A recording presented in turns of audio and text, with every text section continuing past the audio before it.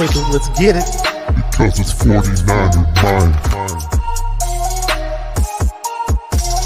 We gotta do this one time for the Empire. It's 49er mind.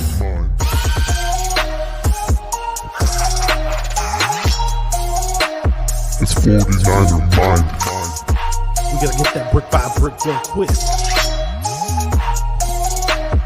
49er mind.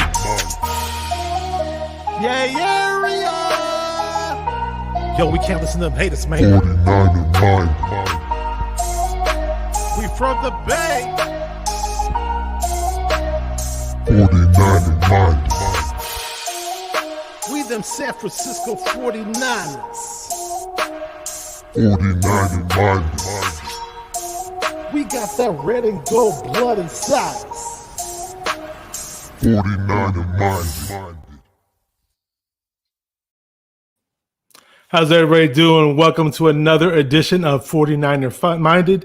I'm your host, Bashar, and I'm really excited to bring on my special guest today, Mose Knows. If you guys aren't aware of who he is, I'm going to play a little video of him. Here we go. Trent Williams back on a 6-year deal, making him the highest paid offensive lineman. We need that at the left tackle spot. Brought back my man Jason Verrett. Brought back my man Emmanuel Mosley. Shout out to E-Man. Same last name. We might be cousins, E-Man, and we spell our name the same. I see a lot of Mosleys, they have one E. It's either before the L or after L. With me and you, it's easy. If people get so confused when it comes to our last name, do we put the E before the L or after the L? Well, guess what? No more confusion. It's 2 E's. Put one before, put one after. You can't go wrong. We might be cousins, E-Man. Yeah, so I'm going to bring him on right now. His name is Mose Knows. Welcome to the show, Mose Knows. How you doing, man? Oh man, Bashar, what's up, man? Hey, you got my name right too, man. I didn't have to coach you on that one. Well, I mean, I heard you say it, so you kind of did. You kind of did give me the code. I heard you say it, and then once I heard you say it, then all I got to do is repeat it. Okay, you got good attention span right there. That's good, man. Great to have you on, man. You're coming all the way from the East Coast, man. Where are you located? East Coast, man. I live in Jersey right now, born and raised in Philly. Most people say the beard gives it away that I'm from Philly. Absolutely. You might hear me say John a couple times on here. That also gives it away. But yeah, born and raised in Philly, moved over to Jersey when I was a little kid. So Jersey is where I reside. Philly is home. I rep both. That's cool. I just want to say what's up to a couple of peeps in the chat. We got a good friend of mine from many years back, Adam Figueroa. What's going on, man? He says it's that time again. A newfound buddy of mine, David Edmondson, says, what's good, gentlemen? If you guys aren't familiar with who he is, he's from Real Talk Niner Talk. Your cousin Dave. Yes, sir. What's up? Super Dave, everybody's first cousin, right? Yes, sir. Subscribe to Real Talk Niner Talk if you guys aren't subscribed yet. And as far as Mose Knows channel goes, I put all of his social media information in the description for this video. So if you're not subscribed to him on YouTube, you better subscribe to him. Follow him on Instagram. And, I have all his social media there for you to follow his Twitter as well. But we got a few other people. Let me say what's up. Oh, I haven't heard from this guy in a while. What's up, Bob Money? Remember you from Hawk Hater Chat. How you doing? Rolls Royce, what's good, guys? I hope you're going to be ready later on when we're talking our little stuff. I sent you the link. So here we go. We got Mose Knows on here, and he is So you grew up in Philly, man. How's the cheesesteaks out there? Is it all that it's cracked up to be, or what? Yeah, I mean, you find the right spot. A lot of people they'll either pick Geno's or Pat's. They are good. For what they provide. There are a lot of other spots in Philly. One of my favorite spots in Philly is Ishkabibble's on South Street. They have good cheesesteaks. Man, it's so many spots in Philly. You really can't go wrong. There are some spots where it's a little fishy. But even the food trucks, I work in Philly. So sometimes the streets are just lined with little food trucks. You can get a $4 or $5 cheesesteak from one of them little food trucks, man. It'll fill you up during lunchtime. So definitely, if you haven't had a Philadelphia cheesesteak before, come to Philly, get you a cheesesteak. Salt, pepper, mayo, add a little bit of ketchup, throw some fried onions on there. You good to go. There you go. All right. So growing up in Philly over the East Coast, at what age did you get into football, and how did you become a Niner fan? How did it happen? Man, I love telling this story. I love when people ask me this story. One of my favorite people in the world, my grandmother, that's the person who I used to watch football with. And I mean, since I could remember from the age of 4, we would go to church Sunday morning, and then Sunday afternoon, she would cook a big dinner, and then we'd sit around the table and eat.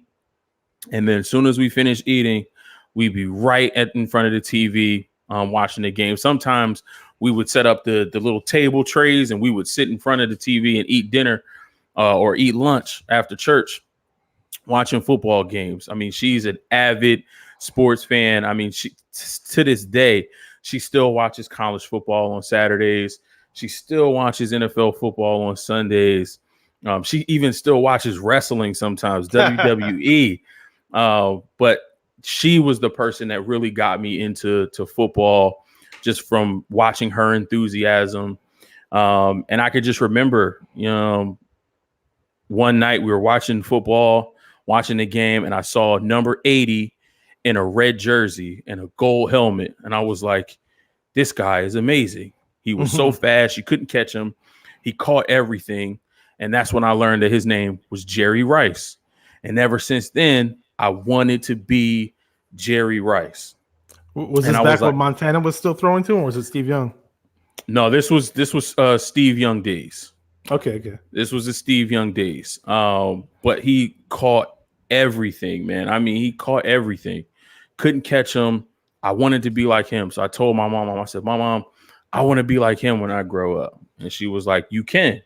Now, unfortunately, if you look at me, she fed me like I was an offensive or defensive lineman. She didn't feed me the wide receiver diet. Okay.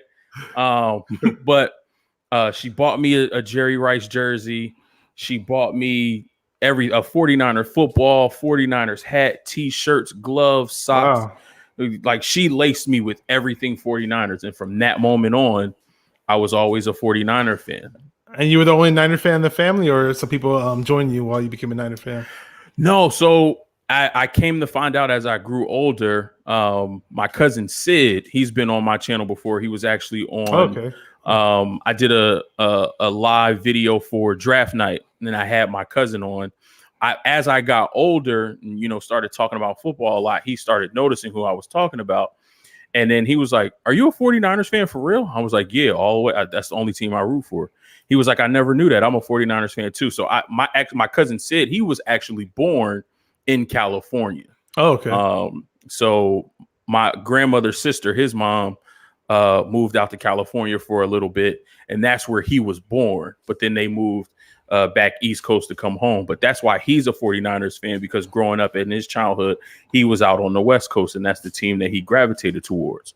So I became a 49er fan from my grandmother just watching football, not knowing all this time that my older cousin was a 49er fan. And that was one of the things that we bonded over was, our love of the Niners.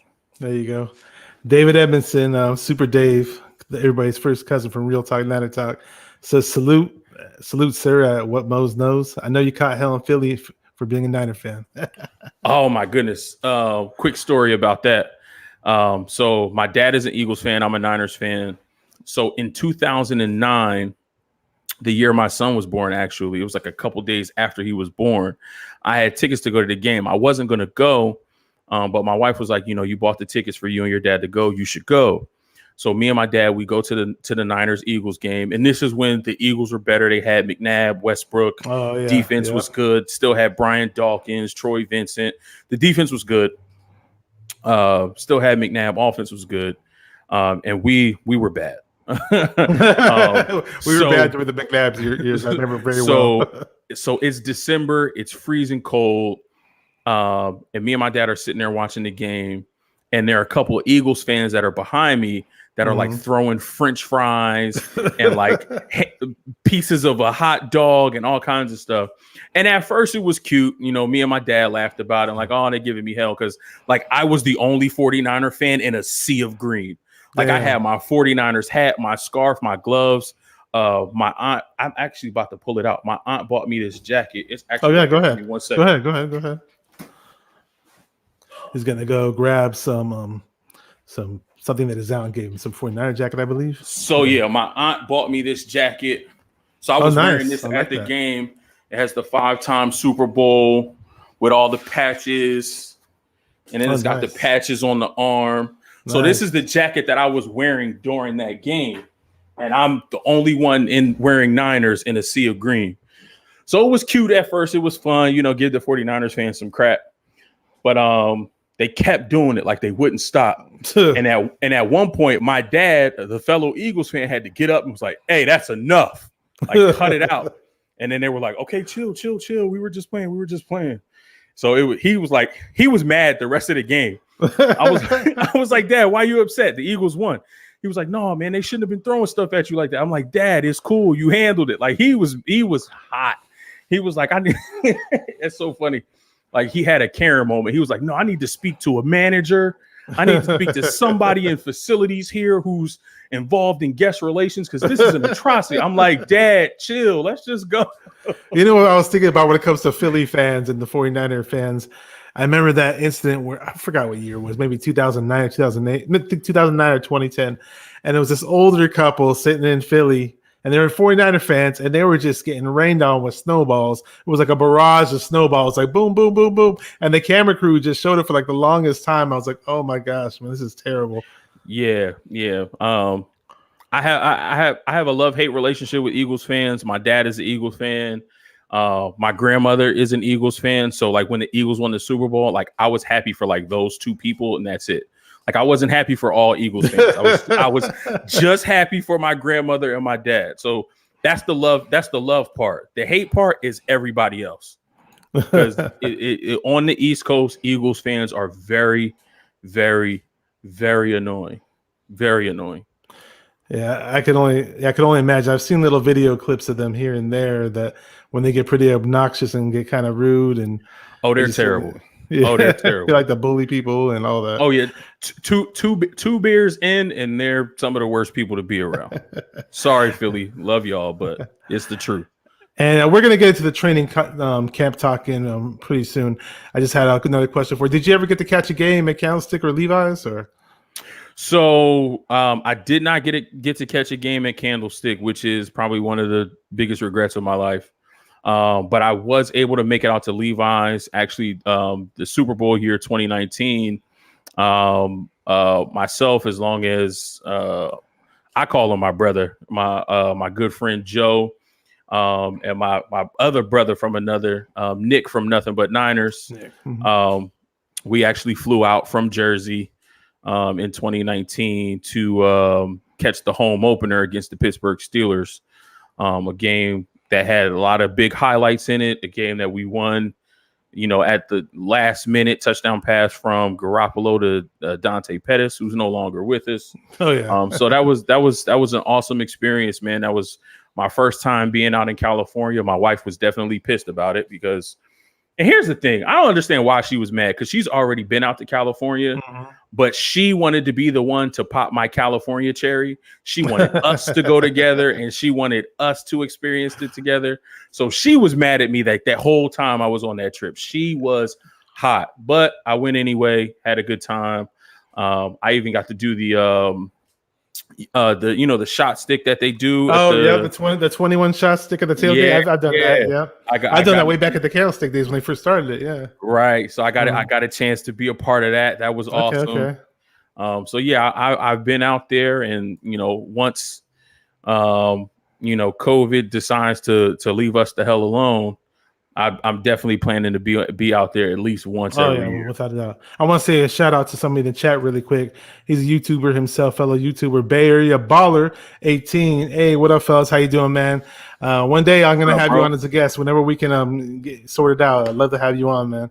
He's a big 49er fan, and we also share him and I were both Warriors fans too, and he's a big basketball junkie too. So it's good to talk hoops every now and then. So that leads to my next question. You mentioned something about Nick, and how did you become a YouTuber, or what made you start your own channel and get it going? A part of that I do have to attribute to Nick. Nick has always been somebody who always encouraged me and been in my corner, as somebody who recognized that this is something that I love to do. So obviously he started his platform with Nothing But Niners. I wanted to be a part of that, from the beginning. But at the time when it started, I wasn't in an area in my life where I could commit to that, 100%, in the way that I wanted to. So I didn't want to, sign on and say, yeah, I'm ready to go, and then, have it fall through. And Nothing But Niners, took off. They blew much up. Respect to Nick and Mike and NY and Breezy and Tony and all those guys over there. But in actually last year, 2019, I did it a little bit, but more in 2020, I started doing write-ups on Facebook, which was it was called Mose Knows. Like, this is what Mose knows for week 1. And I would just pick out, 3 or 4 things that I saw during the week to kind of talk about. Back when I started, last year, it was, the Steelers had started like 8-0. So I would talk about that. Like, are they for real or are they not for real? Mm-hmm. I would talk about, the maturation of Josh Allen. Is this legit? Is he coming into his own? I would just pick, 3 or 4 things to talk about, to focus on that I thought were important for the week. And I would just do write-ups on Facebook. Nick saw that and was like, we're looking for writers for NBN. Would you want to come on and do some stuff with us? I said, sure. I started doing write-ups for NBN. And then, it kind of took on a life of its own where, he continued to encourage me to, keep up the content. And maybe I want to venture into something as far as the YouTube space. So that's what I did. I took the concept of the write-ups that I was doing, and that, came up with Mose Knows. It's kind of a play off of Bo Knows. Yeah. If anybody remembers, running back Bo Jackson, yeah. It's a play off of that, Mose Knows, where I'm just, talking about a sport that I love, something that, since 4 years old, I've, fell in love with, played the game throughout my life, still think I can get out there and do a little bit something. Hey, if we need help on the old line, man, we get you next to Trent Williams. not helmets and pads, but, I'll throw the cleats on and put some flags on. We can play some flag football still. So, it just morphed into starting the channel and just, talking about football. So the write-ups that I were doing, that's going to be like a main focus of the channel. Obviously, I started in February, so I needed to find some content. And I think the draft and the off season was a good time to just get my feet wet. But as we get into the season, the write-ups that I was doing, that'll be the focal point of the channel. So, we'll have games on Thursdays, Sundays, and Mondays. And then Tuesdays where I would normally have done, a write-up and put that on Facebook, I'll be doing it in the form of a video and putting that out on my YouTube channel. So I'll do, pick 4 or 5 things that I saw during that week that I thought were compelling, pick maybe a player or a team that's, outperforming what they were supposed to do, maybe pick a player or a team that's underperforming. And like I said, instead of doing a write-up, I'll do that in video format. That'll be on Tuesdays. And then on Thursdays, that'll be my what to look for in the upcoming week. So if we're looking for a player to, have another big game, or if we're looking for a player who maybe had a bad game the week before, maybe for them to get out of the slump in the upcoming week. If there's a team that's really hot, strung off 3 or 4 in a row, can they continue the streak, or, will the team that they're facing end that? So that's kind of how I want to structure it during the season. You cover all 32 teams, am I correct? I mean, you don't just cover the Niners. You're a Niner fan, but you cover all the teams, right? I'm a Niners fan. My loyalty is to the red and gold, but my channel, Mose Knows, is focused on all 32 teams, because, like I said, I love the Niners. I'm loyal to the Niners, but at the end of the day, I'm a football fan. I love the game of football. My house there's football on at least one TV at all times. My wife can't stand it, but now it's manifesting into me using this creative outlet to talk about it. So now she kind of understands, and she knew from rip. She knew from the beginning of our relationship, because you put it out there. me and her dad are similar. Shout out to my father-in-law, man. That's one of my best friends, man. The first time my wife and I watched a football game together. It was a Niners game, and something happened, and I went crazy. And I kind of caught myself and looked back at my wife, and I was like, "Oh, I'm sorry. Like, I ain't mean to go crazy like that." And she was like, "Oh, it's okay. My father does this all the time. Like, I'm so used to this from what my dad does that it didn't surprise me when you did it." I was like, "Oh, okay, cool." So it was easy. Just gonna say hi to a couple of people over here in the chat. First one's Corey Davis. He says, "Happy Thursday to you and all. I hope you all have a wonderful day." Appreciate that, Corey. Next one is CG Ruthless Sports, fellow YouTuber. Says, "What's up, y'all?" And we got a Cone Phone Hall of Famer. Amin the Dream says, "What's up, Bashar and Mo?" So my man, Amin. Amin the Dream. Subscribe to these guys. Both these guys have YouTube channels, CG Ruthless Sports and Amin the Dream. Definitely subscribe to their YouTube channels. Check them out. They're big Niner fans, and they got good content going on their channels without a doubt. So that's an interesting journey that you took to become a YouTuber, and just the whole story about your 49er fandom, how it came about. It's very interesting. And now training camp is kicked off, and a lot of things going on, a lot of craziness, and my camera wants to go out. I don't know why. Interesting battles at the wide receiver position. Do you have any take on what's going on in camp with the wide receivers so far? Man, it seems like it's going to be a good battle. I think health is the biggest component of what's going on here. Obviously, we have Deebo Samuel, Brandon Ayuk at 1 and 2, and then you look at what's going on behind them. Is Jalen Hurd going to stay healthy? Is Richie James, finally gonna, come out of his shell and step into a more prominent role, something opposite outside of just special teams? Everybody's raving right now about Mohamed Sanu and how he looks good, and now he's 100% healthy, and he's back to his form that he was in when he was in Atlanta. So obviously we need that veteran presence. Deebo has talked about that a lot. Is he a lock to make this roster? I think so. I think most of the faithful would think so. I mean, you look at everybody else. Trent Sherfield is a guy that people are raving about, and not just for his special teams ability, but he's actually coming in and he's making a name for himself within this wide receiver core. Is he pushing somebody like Mohamed Sanu or Jalen Hurd for that number 3 spot? Maybe not, but if you're looking at, a wide receiver who can make this roster, say if we only keep 6 or 7 wide receivers, I think he's, on the inside looking out, not on the outside looking in.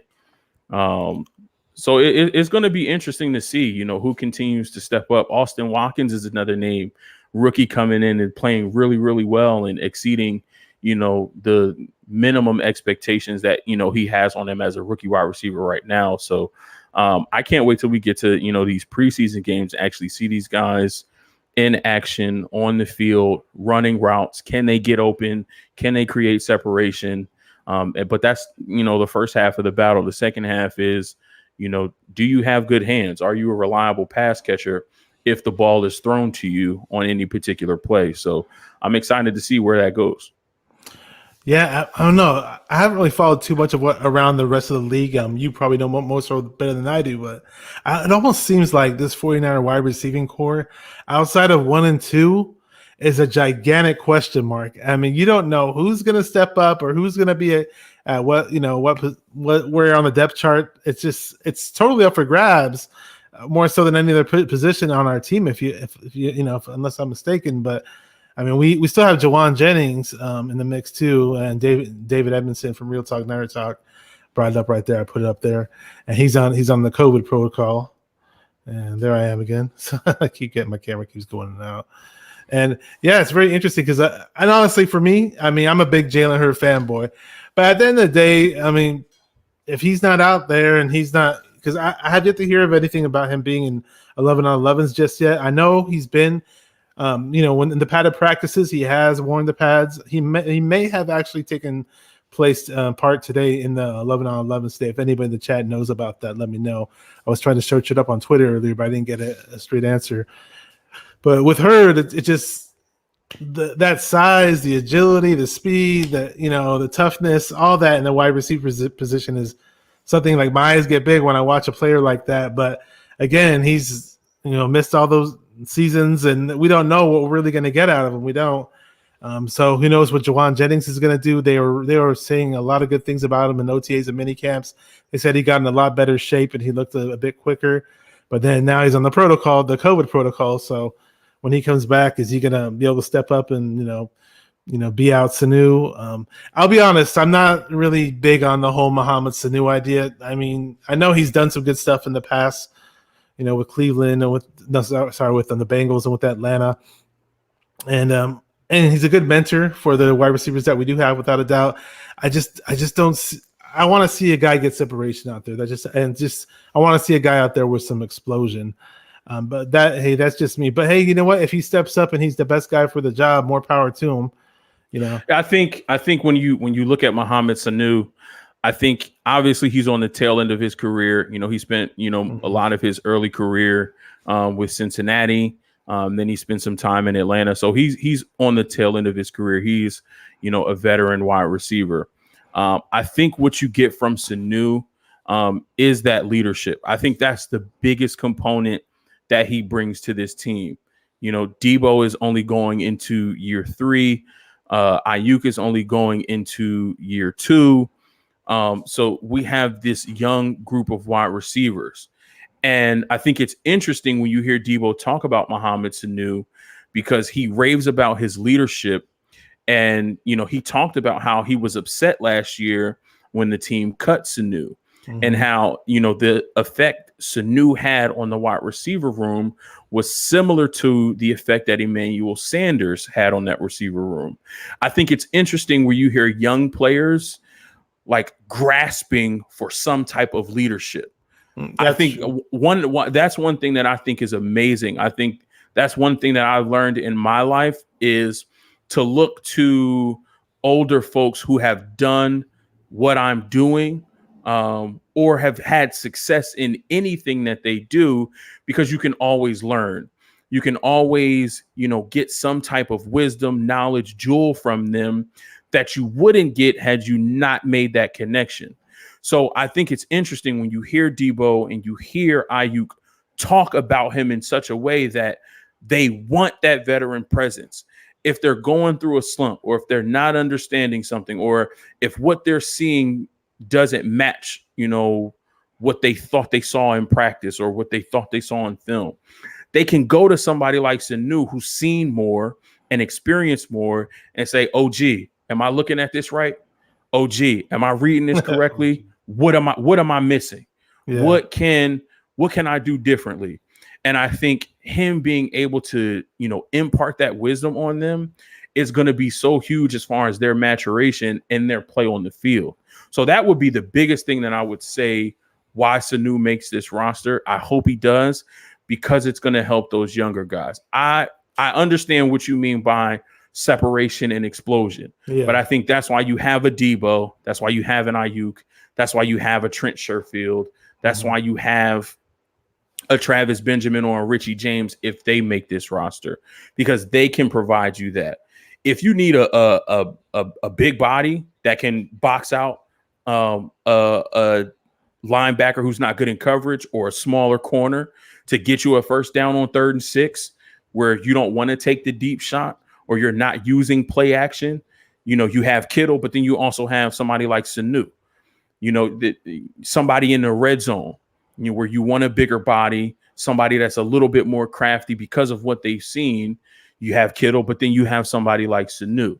So I think everybody plays, their role and has a particular part that they play in the offense. And I think while he may not have the same speed and explosiveness as some of the other wide receivers, what he adds from a mentor and what he adds from just being a wily old veteran, that's something that, you can't quantify. You need guys like that. We were successful when we had Anquan Bolden.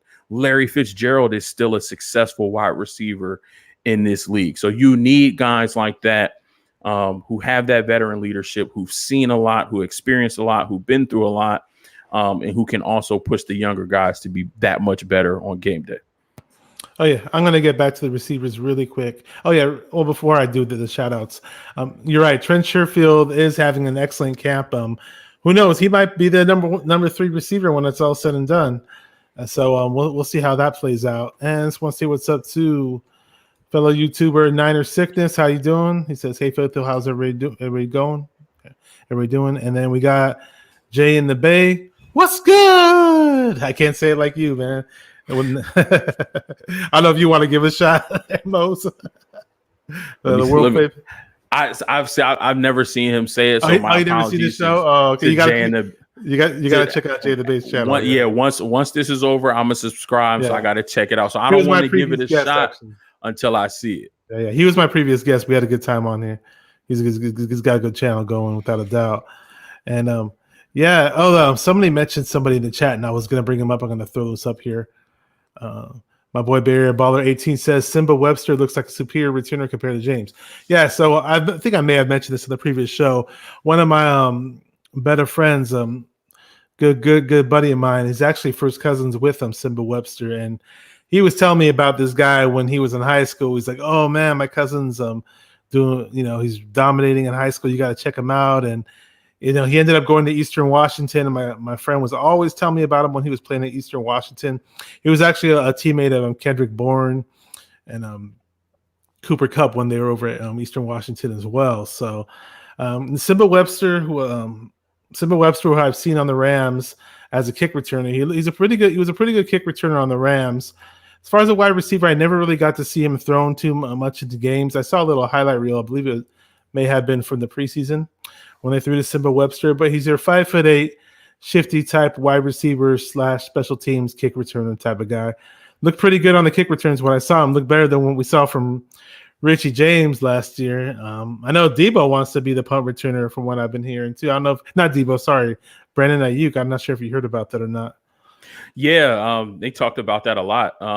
They even talked about that during his time in the NFL draft, where he mentioned that to Coach Herm Edwards, that he wanted to do everything that he could to help the team win, and he wanted to be put in on punt and kick returns, and actually after asking to do that, he actually did return. I think he did return a kickoff for a touchdown. I think he has the capability to do it as our number 1 or number 2 receiver. I wouldn't want to put him in harm's way. We talk about Simba Webster being superior to Richie James. It sounds like we have a lot of guys who may be superior to Richie James in that aspect, and I'm wondering if that affects. Not hard to do. I'm wondering if that affects his ability to make this roster this time around. We have Simba Webster, who's nipping at his heels.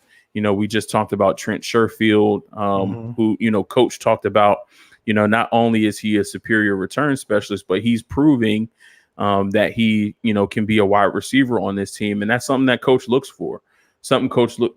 One thing that Coach looks for is, are you multiple? Are you dynamic? Can we use you in a multitude of ways? And I think Trent Sherfield is proving that not only am I a good return specialist, but if you need to throw me in as a wide receiver, I can, do as good, if not better, than I am at being a return specialist. I mean, if you look at, they talked about using, the rookie we drafted, Ambry Thomas, in punt and kick returns because of, his speed and his shiftiness, and his, he's shown in college his aptitude to be able to return kicks. So, that's 3 names right there that you look at as being superior return specialist. And you mentioned that you're a Jalen Hurd fan, boy. I'm actually partial to Richie James. I want to see Richie James succeed. He's been here a while. He can do and has done some great things. Last year when we needed him to step in because of all the injuries, he had a big game. I think, was it against Washington or was it before that? I know he had one big game last year. Green Bay, wasn't it? It might have been. Yeah. I know, but he had one huge game. He had like 180 yards. It was crazy. Yeah. He had a huge game. So it shows that he's capable. That game he showed not only can he catch the ball, but he can create separation. He can get open. He just can't do it consistently enough to make an impact or to move up on that depth chart. So, like I said, once the preseason gets here and we actually see these players on the field, it's going to be interesting to see who takes advantage of the opportunities that they're given. Yeah, like former 49er Eric Davis says, jobs aren't won or lost. Opportunities, it's all about the opportunities, So Adam Figueroa in the chat was saying Simba Webster's got hands and wheels, man. Would suck if he didn't make it. So Adam and I both know the same guy who's cousins with Simba Webster, just to clear that part up. And in terms of the sentimental part of it, oh yeah, I definitely want him to make the team, but it's going to be a tough race. And we may keep 7 wide receivers because they do increase the roster this season. So who knows? We'll see. Maybe the best man win. And somebody in the chat mentioned Ambry Thomas. I was David Edmondson because Ambry Thomas definitely has experience returning punts and kicks without a doubt. So he's a cornerback actually from Michigan, University of Michigan. Played with Harbaugh. They actually ran him on a few offensive plays here and there every now and then with Harbaugh. I'm not sure if you seen that or knew about that. Yeah, absolutely. So like I said, he has the speed, he has the shiftiness, the elusiveness. When the ball is in his hands, to make a play. So, if we can, throw him back there, if, in preseason, he's shown that, he's more than capable of handling that responsibility. Now, if they make the roster, you at least have 2. I think Ambry's going to make the roster. And I think Trent Sherfield's going to make the roster. If Simba Webster also makes the roster, now you got 3 guys who, if you put them back there on special teams, obviously every kick or punt returned is not going to be a touchdown, but you're going to be starting with some really good field positioning. You're going to see some explosive plays, out of guys who've shown, the aptitude to be really successful in that role. Without a doubt, it's going to be very interesting. It's a tough race, but who knows? As they say, iron sharpens iron. So I hope somebody out there steps up. 2 or 3 guys step up. That we need all the help we can get at that position. And I love Ayuk. I love him a lot, but I'm gonna cringe if I see him returning punts or kicks every single game. Now in situations, sure. I remember last year, I forgot what game it was. They may have done it once or twice, but as a situational return, they kind of threw him in there as a punt returner, and I think that's okay. If you just need that special push or whatever in the return game, why not? And let's see let's see what Niner Sickness is saying. I feel like there's 2 reasons why you don't do that. Obviously, injuries. Special teams, there are a lot of guys on special teams that in most situations their ability to make the roster depends on what they do the week before. Week to week, that can shift. There may be 2 or 3 guys, who are mainstays, but the rest of those guys are like, lower guys on that roster, especially in, secondary linebacker position. They're trying to do what they need to do to make sure that they stay on a roster and that they keep getting game checks to, support their families. So they're gunning to take people's heads off. Yeah, I understand the rules have changed, but them dudes flying on special teams, they're looking to hit. They're looking to hit. They're looking to make a big play because they need to make sure that they secure their spot. And if you look at, top wide receivers who try to do too much, just look at when we played the Browns in 2019 and Odell Beckham was back there returning punts. First time he caught the punt, what happened? We forced a fumble. So we don't need Ayuk doing that. Focus on being a wide receiver, and then help us in that way. So Niner Sickness says what Mose knows looks like he can play on the D line. Look at his 22-inch pythons. Look at these 24-inch pythons, brother. Actually, that was my position. So I played. I played D line. Okay. Defensive tackle, defensive end a little bit. Yeah, absolutely. Yeah, I started off playing D tackle, and then they moved me over to guard, and I never moved from there ever since. So I like playing both sides of the line were always fun for me. Now I'm always watching the O line and seeing what they do, and watching D line. I just love line play. And then they say, hey, the games are won in the trenches. So yeah. You ask a big man, the games are won and lost in the trenches. Absolutely. And we got Niner Gang podcast in the house. Is Mose Knows in the house? How you doing, man? Thank you. My bro, what's good? How you doing, man? That's good. Okay, so what are we going to talk about next? I got a few things we're going to go over. We got rookie running backs. It's funny that you mentioned the wide receiver because the whole while we were talking about the wide receiver competition, like I wanted us to draft a burner, and we didn't draft a burner, and here we are. I'm drafting 2 running backs, and I'm like, whoa, what's going on here? So what's your take on what you've heard from camp so far with the rookie running backs Trey Sermon and Elijah Mitchell? So Trey Sermon, what I've heard is he looks the part, but I think there's still an acclimation period. Jumping from the college ranks to the pro ranks. There's still an acclimation period. I know in one of the first couple camp practices, he had a fumble during the handoff exchange. Now I'm not sure, what caused that. Was it, the quarterback running back exchange? Was it, miscommunication? I don't, weigh that too heavily right now because, these players are, in training camp for a reason. When you're on offense, you're the quarterback and the running back, you're building that chemistry. You're understanding as a quarterback where the running back likes to have the ball placed. Does he like it lower in his belly? Does he like it higher in his chest? You're kind of figuring all of that, and you're learning that with the different style of running backs that you have. When you go from Elijah Mitchell, who I think is 5'9", 5'10", to Trey Sermon, who's 6'1", even though they may be running low, 5'9" to 6'1", that's a huge difference. So where that ball is going to be placed is going to change depending on, who's back there running back. So I don't weigh that too heavy. What I have heard about Elijah Mitchell is the kid is explosive, and he sounds like a guy that we're used to, seeing that Kyle likes. He sounds like a Raheem Mostert. He sounds like a Matt Breida when Matt was here. Really, really explosive, one cut and go. When he plants his foot in the ground, the kid is moving. And he's more of a bigger body. He's about 210, so he's got some good size on him. So he's kind of body style. He's kind of a mix between a Matt Breida and a Trey Sermon. He's got the speed, the quickness, the shiftiness. He's got that burst and explosion, but he's a bigger back. He weighs 210, so maybe he can take more of a pounding. And I think over the years since Shanahan has been here, he's had the smaller type build backs in a Breida, in a McKinnon, in a Mostert, and those guys have been injured. They've never been consistently healthy over a 12 or 16 and now going into this season a 17 game stretch. And we know Kyle loves to run the ball. So if you have backs with a little bit more size who can probably take that pounding a little bit better, their bodies hold up a little bit more, and you can continue to run the ball as effectively as you do in week 1 and week 17. I was all for it. It didn't make sense.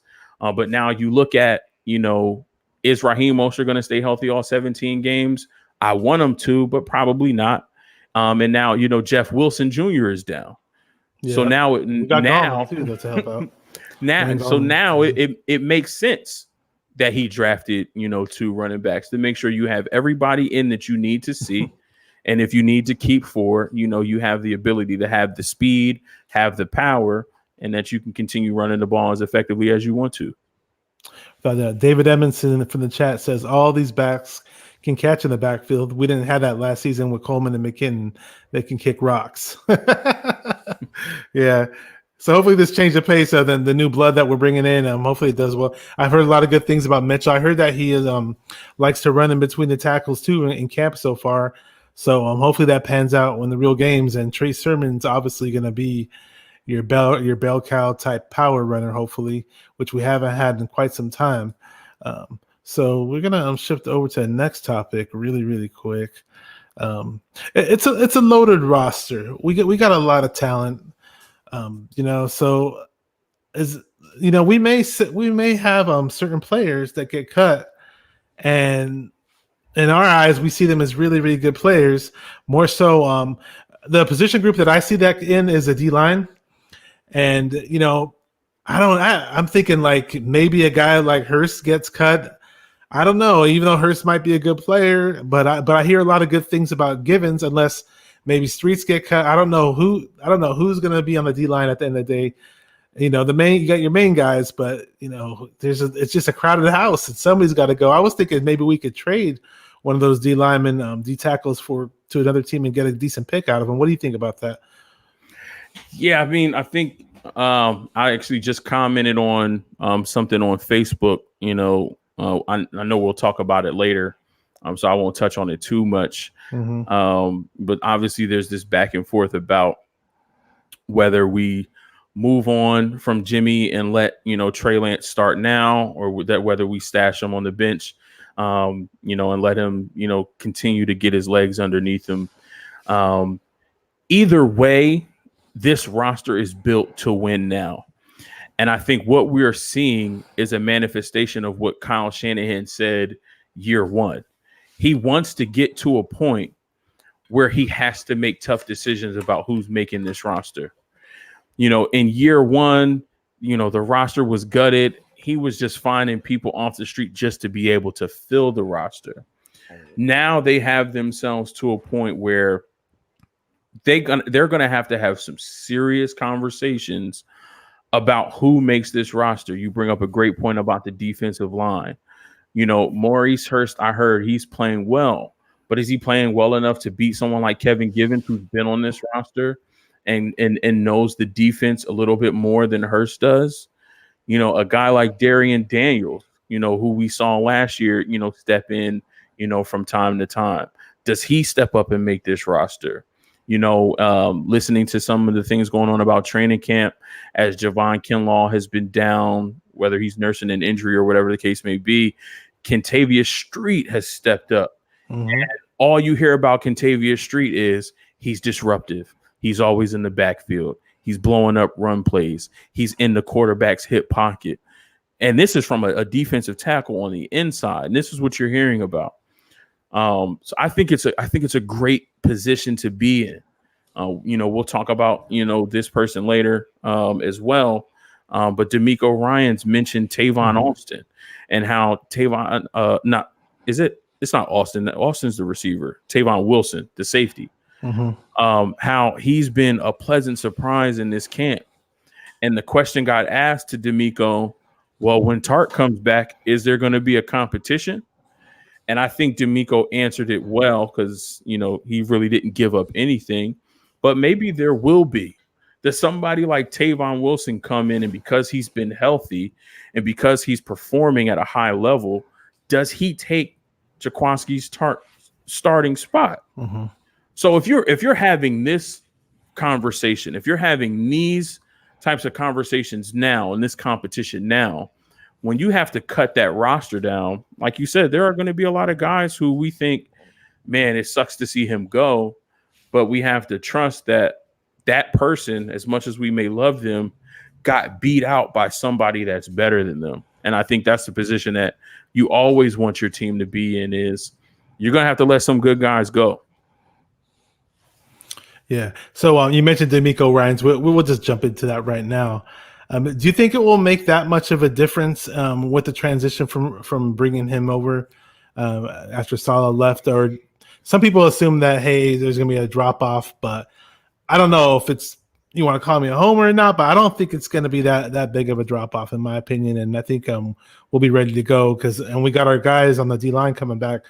Ford's looking good. They say he's looking good, and Bosa's back. So we got our pass rush now. So what do you think about that with the addition of DeMeco Ryans? I don't think the drop off is going to be as drastic or severe as people are making it out to be. Obviously, there's going to be some type of acclimation period. Yes, DeMeco was a player, and he was a very good player at that. He was one of the players that wore the green dot on his helmet, which means he was getting the calls from the sideline, and he was the quarterback of the defense. He was relaying the calls, making sure people were in the right place.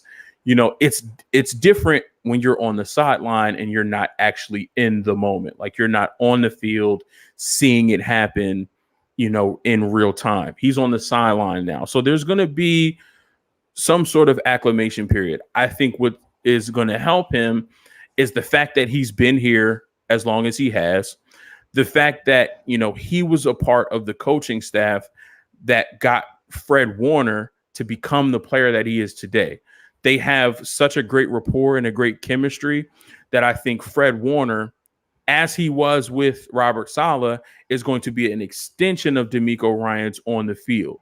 So I don't think there's going to be that much of a drop off. You might see some, things different schematically, but I think the players that we have are the same players.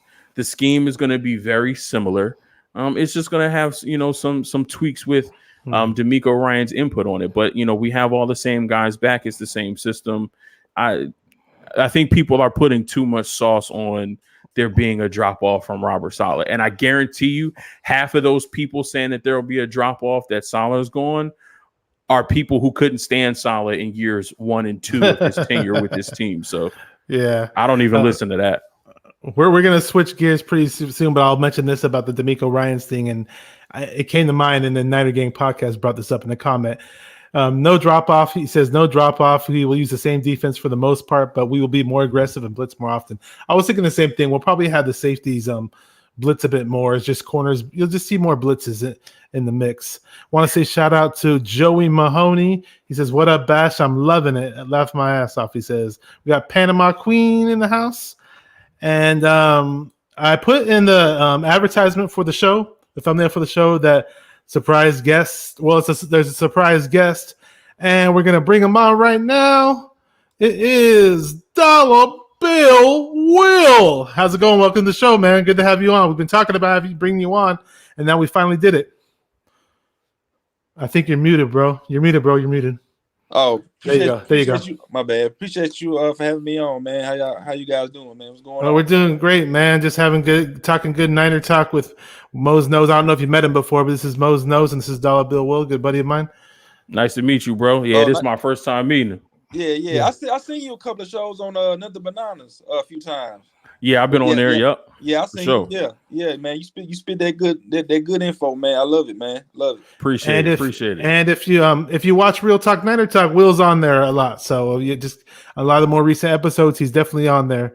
So definitely good to check out Real Talk Niner Talk. You'll catch Will on there from time to time. And we're talking training camp, and something didn't happen yet. We did not do it. I don't know what we're thinking, but we got to address the elephant in the room. Trey Lance and Jimmy G. Whoever wants to go first, feel free to spit. You can take it, Will. I appreciate it, man. Well, for the most part, in training camp, it's obvious that me personally, I think Trey Lance is winning the quarterback position due to the fact that Trey Lance is out there, making all the throws. The description of his IQ by his OC Mike McDaniel, saying that he's to a point where he's telling other players, correcting other players when they mess up or anything like that. Just having that command of the offense. Also we seen them run and train at training camp now. The way they use those RPOs, zone reads with them and things like that. So I think Trey Lance at this point is making some noise, and with Jimmy G, Jimmy G is doing good. We can't knock the fact that we just can't say Jimmy G is not doing good. Jimmy G is doing good, but the thing is, Jimmy G is still doing the same things that he was doing prior. So he's not making that extra stride. So I think at this point, everybody's thinking, well, Jimmy G's supposed to be coming here dominating Trey Lance. Trey Lance is a rookie. You're healthy now. You have a revamped offense. You're having everything back around you. And we're presenting this at training camp, and you're still making, those. He's still not going deep. He's still not going deep. Still not going outside the numbers. He's still, reports out there that he's still, dinking and dunking 5-yard routes. 10-yard routes, things like that. And he's double clutching, things of that nature. So it just comes to a point where Jimmy G, it has to just say, man, look, he's on my heel. I gotta throw deep. I gotta do this. I gotta do something, because as of right now, Trey Lance is on his heel, and everybody's talking about this for the past Well, basically the whole training camp period. I mean, Trey Lance has been trending on Twitter for the past 2 days. So I mean, it's it's a great thing to see out of this rookie, and I think Trey Lance is coming along real well. He's still a work in progress, but with the talent that Trey Lance he has God-given talent, man. He's showing it right now, and he's on Jimmy's heels. So, but yeah, that's the elephant in the room, man. We all know it. We know I'm pretty sure every day, different podcasts are talking about it. That's the main attraction right now. We all know the running backs are doing great with the addition of Elijah Mitchell and Trey Sermon, who I believe Trey Sermon is going to be a bell cow for this team.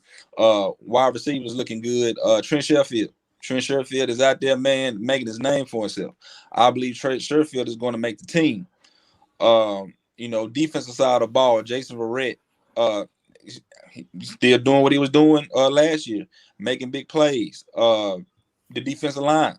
I think the defensive line would be similar to, let's say, the Warriors championship roster when they was winning win those championships. When they had they have an all-star D line, and then with the addition of Zach Kerr, Hurst, Arden Key. If those guys can make the team, Sosa, that'll be the talent that comes off the bench. You know what I'm saying? So we're stacked at D line. My belief is I believe the D line is going to be the focal point that helps this defense out this year.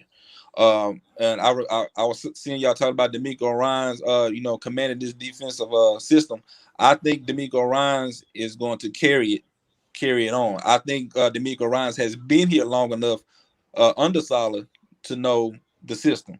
And D'Amico Ryans is going to be aggressive. He's going to add his few wrinkles to it. And I think it's going to it's going to have a few hiccups because this is something new. New defensive coordinator, new different things being added to it. It's going to be a few hiccups, but this defense is not going to miss a beat, man. It's not. Yeah, and me and Will both wanted Justin, and back to Trey Lance and the quarterback thing. Yeah, we both wanted Justin Fields coming out. I was towards the end. I was partial. Like, hey, it's going to be, if we don't get Fields, it's probably going to be Lance, because they said that the 49ers met with Lance's parents before the draft. Right. So I had a feeling it might be Lance, but I didn't expect Lance to, progress so quickly. I mean, one thing I did like about Lance after the draft was, OTAs and minicamps was his work ethic. I didn't expect his work ethic to be on such a high level, working out with all the receivers on his own and doing his own little camps with the receivers, Ayuk and Sanu, and it's showing right now in camp, man. I didn't expect him to turn heads this quick in camp, but Joe Shasky, the Butcher Boy on 95.7 The Game, says when he was out there with Bonte Hill, he was basically saying it's like when you see Trey Lance out there, it's abnormal. It's like you see him do things that you've never seen 49er quarterbacks do before in recent years in practice. So they're saying, oh, it's just practice. Yeah, it's just practice, but this guy is doing things in practice that nobody ever sees. Right. So it's we're definitely going to have a lot of fun watching this guy. I want to hear on what Mose knows thinks about this whole situation with the quarterbacks. I think right now this is the spot that we want to be in. What we traded to move up to number 3 to get him. If this wasn't the conversation that we were having about Trey Lance, we'd be getting cooked in the media. We wasted the draft picks. We moved up and we bet on a guy that, isn't, right. He isn't ready. They should have went with Mac Jones or should have went with Justin Fields. And, you said you two guys were high on, Fields. I actually wasn't high on Trey Lance. In a couple of my earlier videos when I did my drafts, I didn't even have Trey Lance going in the first round. I thought he was a poor man's Deshaun Watson. But then I had to take some time and really watch his tape. But I think the thing that stuck out to me the most was his off-season work. Yeah. And if you compare his throwing mechanics when he was at North Dakota State to his throwing mechanics during the draft, leading up to the draft, you can see a difference. You can see that he was working on that aspect of his game. And a lot of times quarterbacks work on that and it doesn't translate to in game. And we still have to wait to see him in preseason when he's going up against a different team, even though they'll throw in a shell vanilla defense at him, seeing what happens when the live bullets are flying. But in practice against our defense, those mechanics that he's corrected, they're showing up in practice. All right. So he's still able to do what he does. You know, the big thing was, you know, him, you know, sliding in the pocket, evading the rush, you know, throwing sidearm on the run 50 yards on a line for a touchdown. He's still able to be athletic, but still use those same mechanics where he doesn't lose power, doesn't lose throwing motion, and can throw a rope 50 yards down the field on target where only the receiver can get it.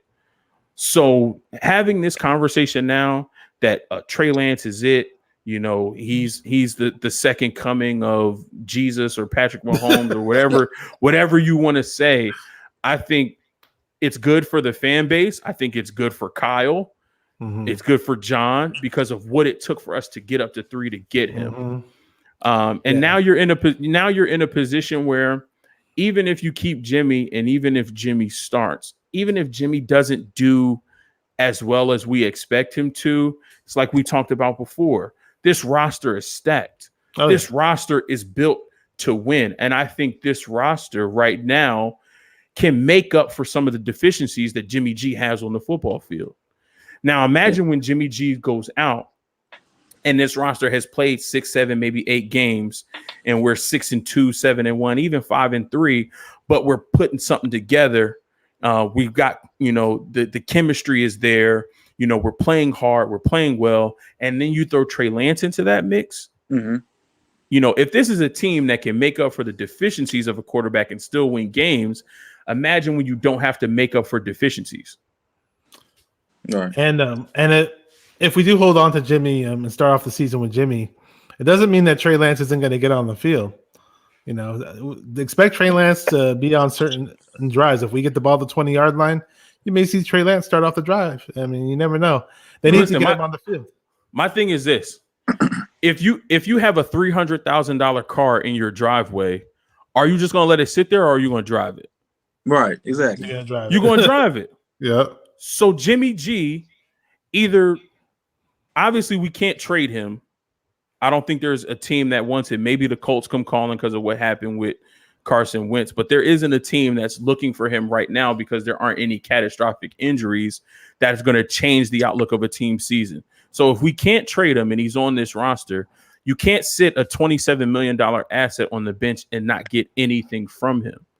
So I think the best outcome is you let Jimmy play, and either through his play, he shows you that he's not getting better, that he is not progressing, and he fades out because of his play, or knock on wood, because I don't want anybody to get injured. Right. He gets injured. At that point, you have to put Trey Lance in the game for necessity. Either your starting quarterback isn't good enough to play or he got hurt. And I think that's the best possible situation because now Trey isn't coming in with any expectations of you have to be better than this guy. It's we need you to play to win the game because he can't go. Either he's not good enough or he's not available. I think that's the best possible scenario for a young guy like Trey Lance, especially in his rookie season. And really quick, I'm going to let Will talk in just a second. I want to hear his point of view on a few things, but you mentioned that we're not going to be able to trade Jimmy. It seems unlikely now if you think about it, because let's just say the Colts were like, hey, yeah, sure, we'll take Jimmy off your hands. How are they going to have that salary? How are they going to take that salary if they're already paying Wentz? And in general, what team is going to take that Jimmy salary? It's hard to trade him. It's a difficult situation. So, for those people that don't want Jimmy on the team anymore and they want trade to play right away, it may not. It's probably not going to happen. It doesn't seem likely. It looks like Jimmy G is going to be there to stay, and if trade, it's his, it's his job to lose basically. That's how I look at it. So if Will wants to touch on it right now, go right ahead, Will. Well, both of y'all had some great points, but for Trey's benefit, Kyle needs to get him ready, like immediately, with the ones. Get him some reps with the ones. I know he had 1 or 2 reps with the ones now, but he needs more reps with the ones. And the reason why I say that is because Lance has to be ready at any time because of the history of Jimmy's injuries, and also due to the fact that once preseason start, there are going to be some teams that have quarterbacks that they believe are their starting quarterback won't cut it, and they may call Lynch and be like, "Look, this guy we have, he's not my, we just don't see. I mean, he's not doing what we expect him to do out in preseason. They may have to take another direction." So, I mean, to me, it's two options. If a starting quarterback from any team gets hurt, they may call Lynch. If a team has a quarterback that's not performing well, they may call Lynch. Say, for instance, what's the guy over in Washington? Fitzmagic. With Fitzmagic. It's tragic. There's reports. There's reports out there that he's not doing very well. So if he's consistently not doing very well, Ron Rivera may call and say, "Hey, we'll take Jimmy," or Denver, if Teddy Bridgewater or the other guy they have, what's his name, Drew Lock. If they're not panning out, they may call Lynch and be like, "Hey, what? It's going to be some teams that are going to have quarterbacks that they believe that are not the ones that they thought they were going to be, and they may call Lynch and ask for offers for Jimmy." That's why I say you have to get Trey Lance ready right now, because at any moment something could go down. The phone could ring. Ring. Either Jimmy gets hurt, Trey Lance has to go in and take over now, or if another team has a quarterback that's not performing to their standard, we may let go of Jimmy and Trey Lance has to play. And you mentioned Drew Lock. The Broncos are almost kind of like a sister team of the 49ers. We're out of all the AFC teams, we're kind of like buddy with them. So you never know, they could give us a call. Do you have anything to shed on that, Mose knows? No, I think those are all good points. If that situation happens, you definitely want to get him ready. I think everybody has, been saying that, they've seen Lance with the twos and they're just waiting to see him with the ones. So obviously getting him more reps in practice. Maybe I don't know how they want to do it this year because they don't have 4 preseason games. They only have 3. So I don't know if that third preseason game is going to be the dress rehearsal. Or if that second preseason game will be the dress rehearsal. So if that second preseason game is the dress rehearsal for your starters, and maybe in that third and final preseason game, that's the game where, you let the young guys play and, see who's going to make the tail end of the roster. Maybe for a drive or two, you send Trey out. You don't start Jimmy. You send Trey out with the ones for maybe a drive.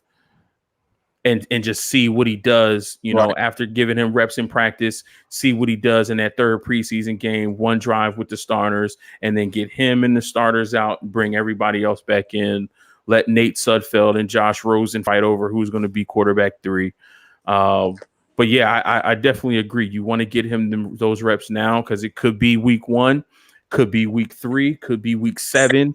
But I feel at some point, Trey Lance is going to start a game for this team. And once he does, we're not going back to Jimmy G, whether he's on this roster or not. Yeah, when you give up that much draft capital, you're basically saying Trey Lance is our guy. If it's not week 1, it's going to be somewhere during the season, unless Jimmy just sits there and plays incredible football all year long and stays healthy, which, sorry to the Jimmy G fans out there, it doesn't seem likely. So, and you just posted the comment from Cousin Dave. Oh, I'll put it back up. Word is Trey Lance doesn't make the same mistake twice. Yeah. And right there. That's huge when you think about a 21, 22-year-old kid with the IQ and the physical ability that he has, but also to not make the same mistake twice. And one thing that I saw from Trey Lance that I think is really, really huge is, I've been able to see through some of the videos, you can kind of see his eyes through his visor, and his eyes never get big. It's never his eyes never blow up and like, oh, I got this guy open, or oh wow, let me. He never. It doesn't change. Yeah, He he doesn't sees show what his he cards. sees, he reads it, and he reacts. I think that also is huge because he's not getting overly excited or, oh, this is what I saw on film. This is what I saw on tape. This is what coach talked about. No, it's business as usual. Let me go through my progression. This guy's open. Boom, hit him. So I want to see him in live action. I really do. I'm going to touch I on one really thing do. really quick, and I'll have Will say his piece.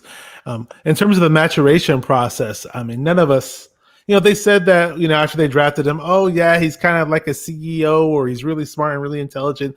And, it's not the first time we've heard that about certain players. You don't hear it every day, but, we've heard that about other players too every now and then. But with Trey Lance, I think he's just got a special ability to grasp a playbook and grasp what he's doing because he just has a special command of what he's doing this early in the game. Like Joe Shasky and Butcher Boy from 95.7 The Game was saying this after the practices. Right after the practice, him and Bonte Hill made a video, and they were just screaming their heads off at how pumped up they were after watching Trey Lance in practice. And Joe Shasky said, the Butcher Boy, he said, when you see Trey Lance out there, you think you're looking at a quarterback who's been in the league for 5 years. You don't think you're watching a rookie, So that's really exciting for me to hear that. It sounds like we might have hit the jackpot on this pick, and we needed to, especially after giving up all that capital. And we'll go ahead and say what you got to say, man. I know you got a lot to shed on this topic. Well, I mean that's true. I mean, you see the video that's on the 49ers official websites. You see the throws that Trey Lance make. Most of them are deep, and receivers are catching them while they're running. They're not slowing down catching the football like Jimmy Garoppolo's deep balls. Like when he throws a deep ball, either it's gonna lead you out of bounds, or you're gonna have to slow down and make the catch. It's basically like a punt. Like I'm not trying to be funny, but that's what it's like. The Rams game in 2019 when he threw the clutch throw to Sanders. Yeah. Sanders had to wait on it. The one in New Orleans, Sanders had to wait on it. This past season, the deep ball down sideline to Ayuk in the New England Patriots game. I mean, Ayuk had all green grass, but the way Jimmy threw the ball, it led to where, he caught it, but he wasn't able to balance his body to, go straight forward to get to the, pylon. So, but when you look at Trey Lance is making these deep throws and guys are catching them on stride. I mean, you can see those slow-mo videos where the ball is placed perfect in the receiver's hand. The DB is right there, but his hand is just, the DB's hand is just like inches away from the football, but he can't get it. That's the type of quarterback that every team should want. A quarterback that who can play, who has great ball placement, and just have a smart IQ. They say he blew the charts off among rookie quarterbacks in the draft with their IQ. Mm-hmm. So yes. I mean, he has all the special elements. He adds another element to the team that we really need right now. Like we need that. Being in the toughest division in football. I mean, the NFL game is changing. It's getting faster. It's getting more athletic. You're seeing D linemen. They're not getting big D linemen anymore. They're big linemen, but they're more lean. They're like a deep DeForest Buckner size. All right, you got linebackers. Teams are getting linebackers that used to play safety. You know what I'm saying? Like I think the first team that ever had a safety move to linebacker was Mark Barron when he was with the Rams. I could be wrong, but that's the last person I've known that switched from safety to to setting that trend. You know what I'm saying? So the game is getting more athletic. In our division, you need a mobile quarterback. You need a dual threat quarterback. Now, what's perfect for us is that we have a quarterback that's a quarterback first. He's not a Lamar Jackson where he just hiked the ball and then he takes off and run and Madden style play. We have a quarterback that's all about sitting in that pocket, making the read, moving the ball downfield. And if something, if all, say for instance, all of his reads are gone, then he can use his athletic ability. That's something that Kyle needs. Kyle needs a quarterback that now can bail him out of certain situations. When you have Jimmy G in there and his reads are gone, he panics. He doesn't know what to do with the football. He doesn't go beyond the X's and O's. He's not mobile. He holds on to the football. When he gets sacked, sometimes he fumbles it. Or sometimes he'll try to make a last-second throw, just to show how tough he is, and he throws a pick, instead of throwing the ball away. Because I never seen Jimmy throw a ball away. He doesn't throw the ball away. I don't know why. Yeah, you never see that. So I mean, adding Trey Lance, that's why I say it's important to get Trey Lance now, because Kyle Shanahan said it. He don't want his this coming up 4 years be like his last 4 years.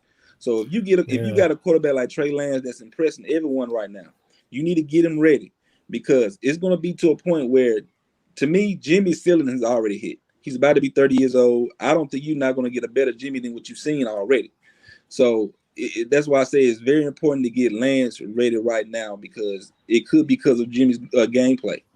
If he's still dinking and dunking, not going deep, throwing potential picks where defenders are they got their hands on them, but they drop it, or they do kick them, or they do make INTs.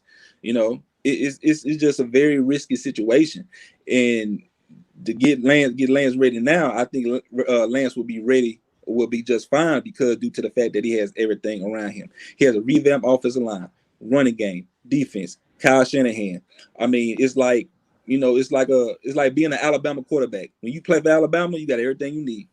You got everything. You in good hands. All the toys. You know what I'm saying? So that's how I look at it. But I mean, you gotta get Lance ready. And me personally, I think he can do the things that Jimmy can't do. He makes up for the things that Jimmy can't do. And that's somebody that you need, man. And really, really quick, I want to bring this up. Oh, my camera keeps going in and out. All right. So we got Fiston Balumbu in the chat. Good buddy of mine. I mentioned Simba Webster earlier. That's Simba Webster's cousin. So we were talking about your cousin Simba earlier, and basically saying if he's going to make the team or not, because he's in battle, and he's obviously a good kick returner, so that helps his cause. So anything else in regards to Trey Lance that you want to talk about, and the Trey Lance and the Jimmy situation, Mose? Anything you want to touch on? No, I think Dollar Bill will hit it on, right on the head. One of the things that he pointed out that I think is really crucial is going to be Trey Lance's ability to bail Kyle out. I think a lot of times, obviously Kyle's a great head coach. He's a smart head coach. He's a great offensive mind. But sometimes he may not call the right play in the right situation. And if the play breaks down for whatever reason, one thing that I hate that Jimmy G does, and I don't care if he's worried about the knee or not, is if he sees a sack coming, he just gives up. Yeah. He doesn't try to step up in the pocket. He doesn't try to roll out. And I don't care if you make a dynamic play. I'm not asking you to be Cam Newton or Ben Roethlisberger and break 17 sacks and throw on a rope for a touchdown. Just get out of the pocket and throw the ball away. Mm-hmm. I'd rather take 2nd and 10 or 3rd and 10 than 3rd and 17, because you got scared that a blitz was coming and you just curled up into the fetal position. So I think at least what Trey Lance can do, even if he doesn't run the ball for 20 yards, escape the sack, get out of pocket, throw it away, live to play another down. Yeah. Don't put yourself behind the chains. Either stay where you're at, 3rd and 10, or, you run out of bounds, get a yard or two, and now we're at 3rd and 9, 3rd and 8. So I think that's the big thing, is him being able to bail Kyle out when he doesn't call the right play. Because no matter how much of a genius offensive mind you are, and this goes for Kyle or anybody else, you're not going to call the right play 100% of the times in the game. Right. That's where you need great players to step up and make great plays. Mm-hmm. And then just to go back to what you were talking about as far as the maturation, I love what Mac Mayoko said. He's like, when you listen to him speak and you hear him at the press conferences, he just sounds so good. And Matt Mayoko said, but then I went back and I rewatched the press conference and he didn't say anything. He said, that's what you want. You want your quarterback to be able to speak, but not say anything, not give up too much information, give you just enough to make you feel like he answered your question and gave you something that was so profound. But then when you go back, you're like, he didn't even say anything. Like what he said doesn't even make sense. So I think he already has all of the pieces. And, I want to temper expectations, because I know everybody's excited and we want him to just come in and win us another 5 Super Bowls to add to our legacy. But I also want him to be successful for a long time. And I think what we could see from Trey Lance is what we wanted to see from Colin Kaepernick. Mm-hmm. Colin Kaepernick was great. He stepped in, took over the starting job. He was explosive. He did everything. But, his throwing mechanics and him reading the defense, that wasn't up to par. Right. I think now we get the athleticism. We get a competitor, a guy who's going to fight every down. But like Will said, he's a quarterback first.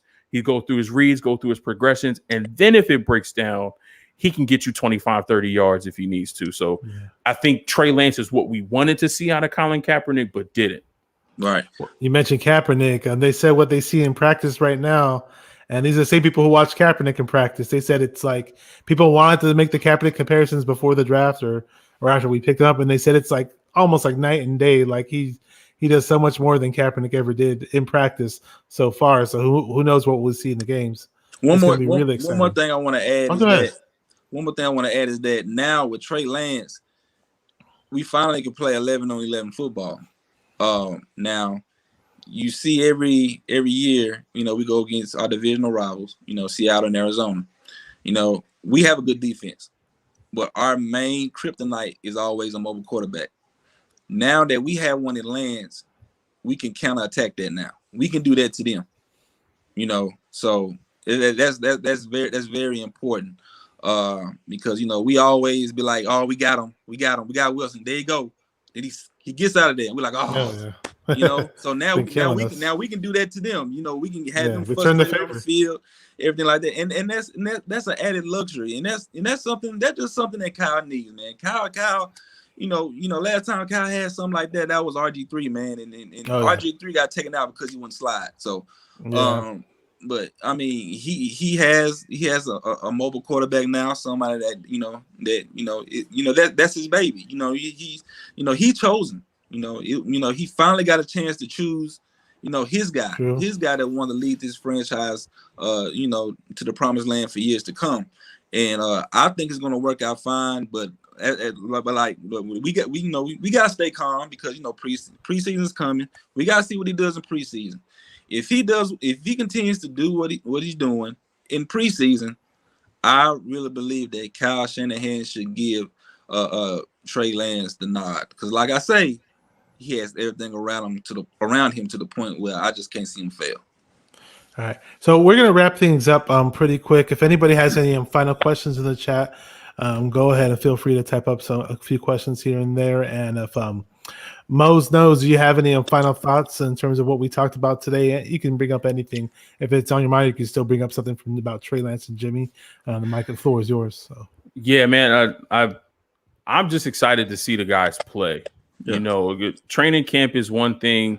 They have the pads on. They're doing 7-on-7s and things of that nature, but it's nothing like when the live bullets fly. It's nothing like, when you actually see the guys in action and what they're going to do against another team where, you have to, watch film, prepare for their tendencies, prepare for what they're going to do and see how the guys perform. I want to see the cohesiveness with the offensive line. I want to see how the veteran leadership of somebody like Alex Mack at center changes things for us. We had that in Weston Richburg and we were good when he was healthy, but then when he went down, I think that was, a cause for concern on the offensive line. So if Alex Mack can stay healthy with his veteran leadership and his knowledge of this system, I wonder how much more effective that makes this offensive line. I want to see, who the starting right guard is. Is it going to be Daniel Brunskill or is it going to be young fella Aaron Banks? I want to see, that competition shake out. Is Brunskill going to take a step forward in his career and his maturation and do something a little bit better? So I'm excited for where we are. I think, the topic that you had is probably the best of the night where we have a loaded roster. We have such a good roster that, I want to see it, as one final product on the field, offense, defense, special teams, each unit firing on all cylinders, man. I'm pumped for the season. I'm ready to get it going. Oh yeah. And really quick, you mentioned the Alex Mack. I heard that him and Kinlaw were going back and forth like two wild animals, man. I wish I could have seen that. And I do love the fact having Alex Mack on the team. I almost see him like if Joe Staley was a center, that's how I see Alex Mack. You know, and Absolutely. he's definitely helped teaching everybody out there. And with Aaron Banks, I hope he steps up soon because it sounds like his progress is a little slow. So, and this guy, let me just acknowledge this guy in the chat because he wants me to read his messages from earlier. Joey Mahoney says Colts ain't trading for Jimmy. Andrew Luck says he's coming out of retirement. And then David Edmondson says, don't believe it. They also said Phillip Rivers is coming out of retirement. The Colts are hurting. So who knows what happens with the Colts? I mean, it seems unlikely that they get Jimmy, like I said earlier, because of the salary cap issue, but who knows? Any final thoughts, Will? No, I'm just ready for the season to get started. Oh, yeah. Well, actually, the season starts tonight with That's right. the Cowgirls versus the soft curtains. So you know what I'm saying. So, but yeah, man, I'm just ready for the season, man. The time has come, and we're just hoping and praying that the 49ers stay healthy. Kyle and John makes the right decisions on which player can contribute on this team. And we can get the rocking and rolling, man. So I'm excited, man. Excited. Yeah, I'm definitely excited too. So that pretty much. Thank you for coming on, Mose Knows. I was trying to get you on for the past few weeks, and we finally found a good date and time to come on. Will, we talk about every day in our little 49er chat, and I knew eventually I'd get you on. But hey, I wanted you to come on today because of all this Trey Lance talk and all this craziness and all this hype going on. So I knew it'd be a good time to bring you on. So thanks to everybody in the chat, everybody who's watching. We really appreciate your feedback on the show, and we had a lot of fun here. And great show, guys. Wrapping it up, and to everybody out there, keep repping those 49ers and stay 49er minded. Let's go. Let's do this, baby. Preseason's about to start. See ya.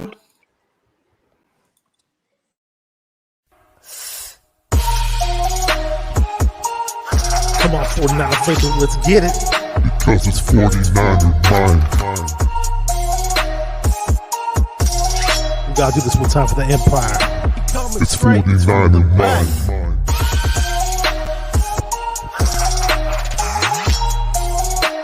It's 49er mind. We gotta get that brick by brick real quick. 49er mind. Yeah, yo, we can't listen to them haters, man. 49er mind. We from the Bay. 49er mind. We them San Francisco 49ers. 49er mind.